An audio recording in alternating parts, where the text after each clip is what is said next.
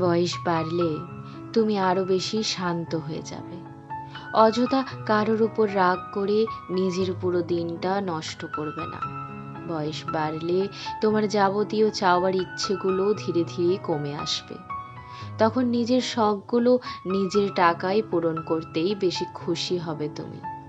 বাবা মায়ের কাছে হাত পাততেই লজ্জা করবে তোমার।